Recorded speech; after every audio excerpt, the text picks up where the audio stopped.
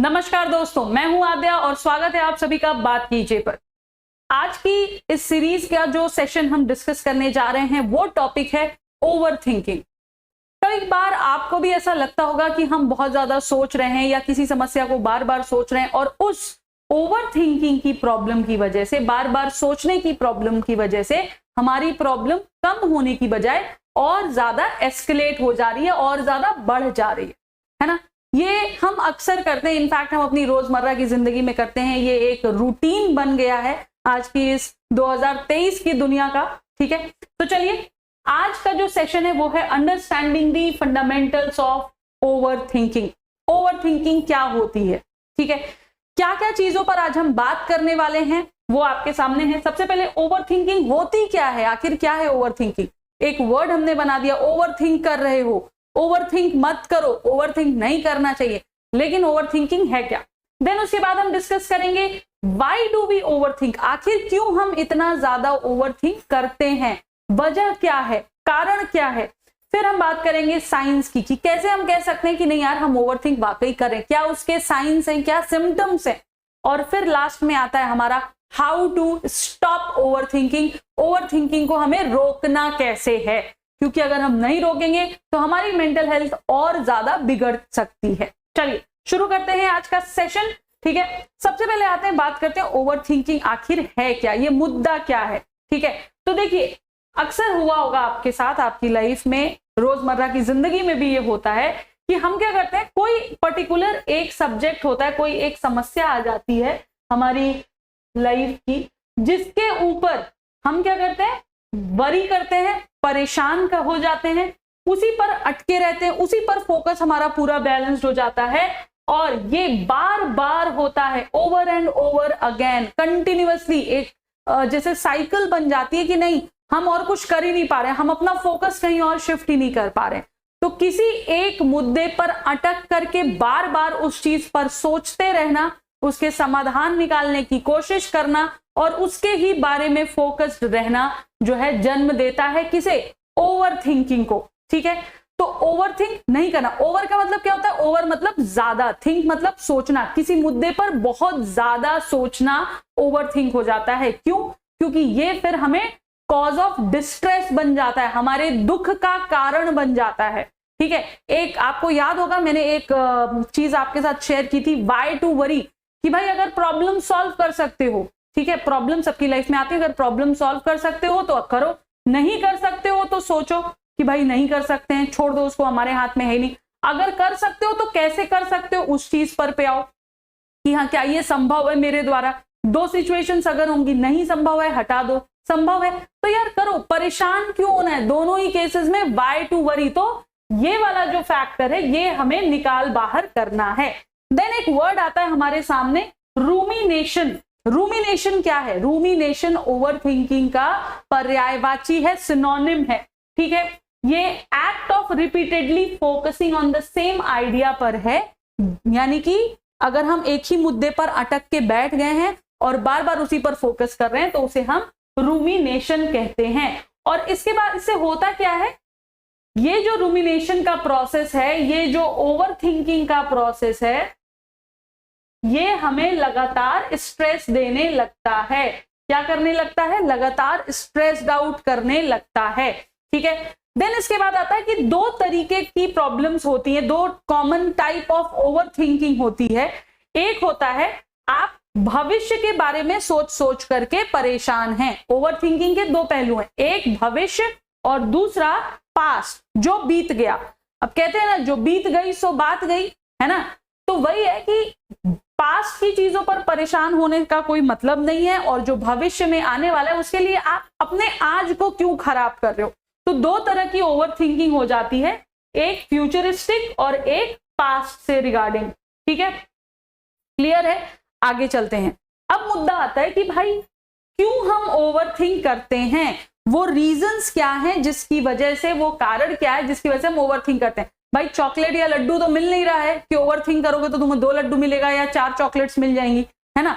तो रीजंस क्या है, उसकी डेप्थ को हमें समझना है। पहला रीजन है परफेक्शनिज्म। एक होड़ चलती रहती है हम सबके मन में कि भाई हमें अपना काम परफेक्टली करना है, हमें परफेक्शनिज्म को पाना है। तो एक्सट्रीम में हम चले जाते हैं परफेक्शनिज्म को पाने के पीछे। फॉर एग्जाम्पल, मान लो आप कोई ड्राइंग बना रहे हो, ठीक है, अच्छे से अच्छा बनाना, क्रिएटिविटी लाना हमारा अपना पहलू है, लेकिन अब परफेक्शनिज्म के अगर हम पीछे भागने लग जाएंगे तो मैं आपको बता दूं, परफेक्शनिज्म की कोई डेफिनेशन नहीं होती, ठीक है। जो आपको अच्छा लग रहा है वही परफेक्ट है, सो उसके पीछे भागना, उसके पीछे जो दौड़ लगानी पड़ती है परफेक्शनिज्म की, वो एक बहुत बड़ा कारण हो सकता है। दूसरा आता है फियर ऑफ अनसर्टेनिटी। क्या होगा, ऐसा होगा तो वैसा होगा, ऐसा नहीं होगा तो कैसा होगा, हर चीजें अनसर्टेन है, उसके बारे में घबरा कर परेशान होकर के हमें क्या मिलेगा, यहां पर कुछ नहीं, ठीक है। तो ये एक प्रॉब्लम है अनसर्टेनिटी की बहुत सारी। यार आपको पता है, हम हर चीज की गारंटी लेने जाते हैं। फॉर एग्जाम्पल, अगर मैं बोलूं कि मैं दुकान से मैं ये घड़ी लेने गई, राइट, एक छोटी सी घड़ी मैं दुकान से खरीदने गई, या फॉर एग्जाम्पल मैं कह लूं कि मैं मोबाइल फोन लेने गई, मैं कुछ भी लेने गई, दुकानदार से मेरा पहला क्वेश्चन क्या होगा, भैया गारंटी वारंटी कितनी है, राइट।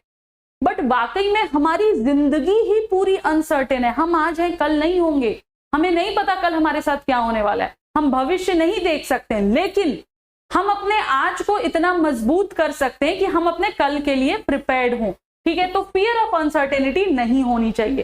तीसरा हमारा पॉइंट आता है कॉग्निटिव डिस्टॉर्शन का, ठीक है। कॉग्निटिव डिस्टॉर्शन में हम दो चीजें करते हैं, एक होता है कि हम भविष्य को बहुत बुरा कॉन्सेप्चुअलाइज कर लेते हैं कि यार ये तो बहुत बड़ी, ये प्रॉब्लम ऐसी थी, अब इसका वर्स्ट ही होगा। फॉर एग्जाम्पल मैं कहूं, अगर मुझे घर पहुंचने में आज लेट हो गया इन केस, तो शायद मेरे घर वाले परेशान हो जाएंगे, या मैं कहूं कि मान लीजिए मेरे हस्बैंड को घर आने में लेट हो गया, मेरे भाई को घर आने में लेट हो गया, मेरी सिस्टर को घर आने में लेट हो गया, अब मैं उस चीज को ऐसे कॉन्सेप्चुअलाइज करूं कि उसके साथ वर्स्ट हो गया, तो प्रॉब्लम आएगी। हमें नहीं सोचना है, हमें हमेशा होपफुल रहना है अच्छी चीजों के लिए, पॉजिटिव अप्रोचेस के लिए, क्योंकि कॉग्निटिव डिस्टॉर्शन की वजह से क्या होता है, एक तो हम भविष्य को हमेशा गलत और बुरे तरीके में, वर्स्ट स्टैंस में लेके जाते हैं, और दूसरा होता है black and white thinking, extreme thinking, कि या तो होगा तो अच्छा ही होगा, या तो होगा तो बुरा ही होगा, उसके बीच का कुछ नहीं होगा। बट नहीं, life is between black and white, life is the grey colour, ठीक है, दैट ग्रे शेड जो हमेशा होता है। ओके, तो ये तीन हमारे ओवर थिंकिंग क्यों हम करते हैं, इसके कॉजेज से, कुछ और कॉजेज हैं उनको भी देखते हैं। इसके बाद आता है लैक ऑफ कॉग्निटिव कंट्रोल। कुछ लोगों को लगता है कि वो अपने थॉट्स को कंट्रोल नहीं कर पा रहे हैं, लेकिन ऐसा नहीं होता। अगर हम चाहें तो हम अपने थॉट्स को कंट्रोल कर सकते हैं। ओके, उसके बाद है हमारा सोशल एंड एनवायरमेंटल फैक्टर। भाई ये बात भी आप मानते होंगे कि सिर्फ हमारे सोचने से ही फर्क नहीं पड़ता। एक बहुत बड़ा सा वो चलता है, समाज में लोग क्या कहेंगे, समाज क्या कहेगा, समाज कैसे सोचेगा। भाई एक बात बताओ, जब आपको जरूरत पड़ती है, ठीक है, सपोजिटली आपका सबसे लोएस्ट टाइम है लाइफ का, सबसे बुरा समय चल रहा है, क्या उस टाइम समाज आता है आपके लिए खड़े होने? नहीं, उस वक्त पर आपको अपने लिए खुद स्टैंड लेना होता है। तो ये जो सोशल और एनवायरमेंटल फैक्टर्स है ना, कि भाई सोसाइटी क्या कहेगी, सोसाइटी क्या सोचेगी, भाई इसको हटाओ, अपनी मेंटल हेल्थ पर फोकस करो, अपने वेलबींग पर फोकस करो, अपने परिवार पे फोकस करो। सोसाइटी कहेगी जो कहेगी वो बाद में कहेगी, हम सोसाइटी बनाते हैं, सोसाइटी हमसे है, सोसाइटी से हम नहीं है, राइट। एनवायरमेंटल फैक्टर्स भी कई बार यहां पर होते हैं। एनवायरमेंटल फैक्टर्स का हो जाता है सिचुएशंस, जैसे कई लोगों को होता है दिन में अच्छा लगता है, कई लोगों को शाम में अच्छा लगता है, राइट। कई लोगों को ठंड अच्छी लगती है, कई लोगों को गर्मियां अच्छी लगती हैं, तो उसकी वजह से भी थोड़ा सा हमारा ओवर थिंकिंग का प्रोसेस हो जाता है, बट वो बहुत मिनिमल फैक्टर होता है। नेक्स्ट जो हमारा है दैट इज इमोशनल कंट्रोल। कुछ लोगों के लिए अपने इमोशंस कंट्रोल करना बहुत इजी है, लेकिन कुछ लोगों के लिए इमोशंस कंट्रोल न कर पाना बहुत ही ज्यादा मुश्किल है, ठीक है।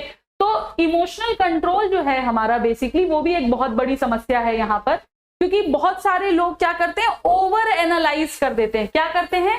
ओवर एनालाइज कर देते हैं, और उनकी जो स्ट्रॉन्ग फीलिंग्स है कई बार उसको दरकिनार कर देते हैं। ऐसा नहीं करना है, हमें अपने इमोशंस को कंट्रोल करना है। कैसे कंट्रोल होगा? फोकस करके, कंसंट्रेट करके एक चीज पर, ठीक है, लेकिन वो कंसंट्रेशन ओवर थिंकिंग ना बने। क्लियर है? ठीक है, चलिए आगे चलते हैं। नेक्स्ट है इंफॉर्मेशन प्रोसेसिंग स्टाइल। भाई बहुत लोगों के साथ क्या होता है, जो इंफॉर्मेशन है ना वो इस तरीके से प्रोसेस होती है कि वो बहुत डीप थॉट्स में चली जाती है। तो ये भी बहुत ज्यादा मैटर करता है कि हमें अगर कोई इंफॉर्मेशन मिल रही है तो हम उसे किस तरीके से अडेप्ट कर रहे हैं, इससे भी हमारी ओवर थिंकिंग पर फर्क पड़ता है। और लास्ट है इनएडिक्वेट प्रॉब्लम सॉल्विंग एबिलिटी। अगर हमें लगता है कि यार मैं तो प्रॉब्लम सॉल्व कर ही नहीं सकती, मुझसे तो प्रॉब्लम सॉल्व होगा ही नहीं, तो वाकई मुझसे प्रॉब्लम नहीं सॉल्व होगा। क्योंकि आप देखो एक कमांड का प्रोसेस है, जैसे हम कंप्यूटर्स में कमांड देते हैं राइट, उसी तरीके से होता है कि हम अपने ब्रेन को कमांड देते हैं। अगर मैं अपने ब्रेन को कॉन्टिन्यूअसली ये कमांड दे रही हूं, भाई आद्या तुमसे ये नहीं होगा, तुमसे ये नहीं होगा, तुम ये कर ही नहीं पाओगी, तुमसे होगा ही नहीं, ये तो बहुत मुश्किल है। नहीं, मुश्किल नहीं है, बहुत मुश्किल है, बट क्या पता ट्राई करने से हो जाए, है ना। तो उन चीजों को हमें उस तरीके से देखनी है। ये जिस मतलब एक फैक्टर होता है, बेसिकली एक कोर्स है एनएलपी का, उसके अंदर जो है आपको बताया जाता है, उस पर भी मैं जल्दी सेशन लेकर के आऊंगी कि कैसे हम कुछ टेक्निक्स की वजह से अपने फोकस को इनहैंस कर सकते हैं राइट। तो वो हम जानेंगे अपने अगले सेशंस में। ओके, तो यहां पर बात आ गई प्रॉब्लम सॉल्विंग एबिलिटी की। अब मुद्दा आता है कि आखिर वो साइंस और सिम्टम्स क्या हैं जिनसे पता चलता है हम ओवरथिंक कर रहे हैं। तो सबसे पहला है, आप एक ही चीज को लेकर अटके रहोगे, उसी चीज पर आपको एंजाइटीज होंगे, उसी चीज से आपको डर लगेगा, आप उससे आगे नहीं बढ़ पाओगे। ठीक है। दूसरा है, आप हर चीज में वर्स्ट केस सिचुएशन ही सोचोगे। अगर आपके दिमाग में हमेशा वर्स्ट ख्याल आ रहे हैं, दैट मीन्स आप ओवरथिंक कर रहे हो। एक बड़ा सिंपल सा, सीधा सा, कंक्रीट सा आपको सिम्टम है। Then recreating a negative incident from the past on a regular basis. आप अपने जिंदगी के इतिहास के पन्नों में से सिर्फ जो नेगेटिव चीजें हुई हैं उसको निकालकर बाहर ला रहे हो, that means you are overthinking. हमें पॉजिटिव चीजों को अनदेखा नहीं करना है। बोलते हैं ना कि मन का हो तो अच्छा, मन का ना हो तो और भी अच्छा। कोई बात नहीं, अच्छी यादें नहीं है, अच्छी चीजें नहीं है, भूल जाओ, उसको दरकिनार करने की कोशिश करो, उसको कहीं बरी कर दो। जो अच्छी यादें हैं उसे लेकर के बाहर आओ। देन है हमारा concentrating for a long time on unfavourable ideas of past या फ्यूचर। भविष्य की या भूतकाल की जो बुरी चीजें हैं, जो परेशान करती हैं, उन पर ही हम कंसंट्रेटेड रहते हैं। ये भी एक सिम्टम है ओवरथिंकिंग का। Feeling low and melancholy as a result of your thoughts. हम जब भी सोचते हैं हम अपने आप को लो ही फील करा रहे हैं, low and degraded, that means we are overthinking on a particular thing. हम ओवरथिंकिंग का शिकार हो चुके हैं।